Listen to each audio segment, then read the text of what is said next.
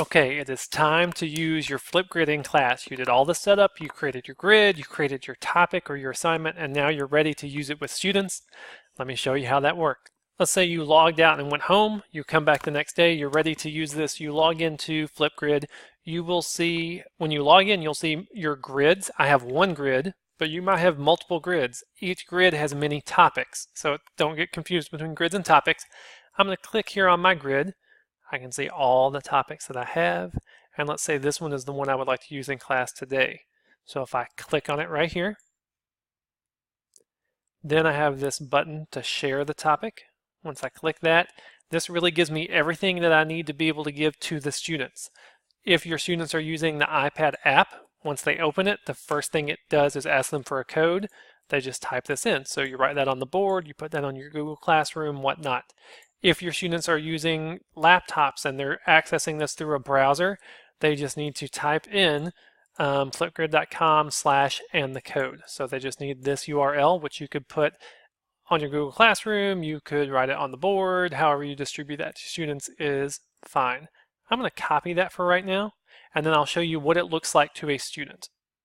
So as a student, they access your link in some way. They clicked it from your Google Classroom, they typed it in, they saw it on the board, they get to this point. Now, I have my topic or my grid locked down so that you must have a valid school email account to get to my grid. So it will probably say this to them. The way my setting is right now, I would tell them to log in with Google. It will ask them for their school email and their school password. Make sure they don't use their personal Gmail because it will not let them in. They have to use their school email address and log in just like they're logging into the computer.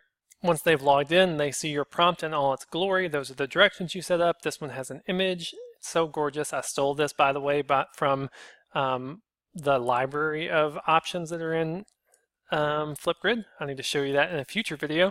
And then the students can see all the other students' responses down here and their awesome selfies, blah, blah, blah. When it comes time to record theirs, they press this green plus button. It should ask them, can it use your camera?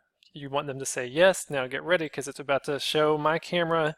Here I am with my nerdy headset on in my glamorous studio, which is my kitchen table. So they just record their option. Once they're done recording, they have to take a selfie. So here's what I'm going to say.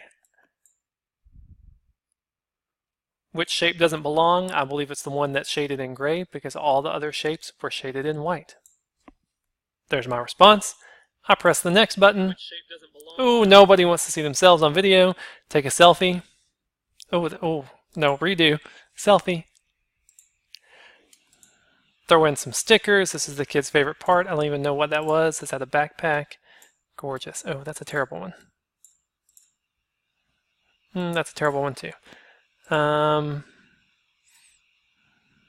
Perfect. Let's get my A+ up here. Ooh, the beard's a little intense. You get the picture. I guess I don't have to show you exactly how to put your stickers on. Boom. So they record a video, they take a selfie, they are posted. They should show up hopefully here unless you have moderation on, in which case you have to approve that, and that's what it looks like to a student. Basically 2 buttons, record, selfie, and they are published.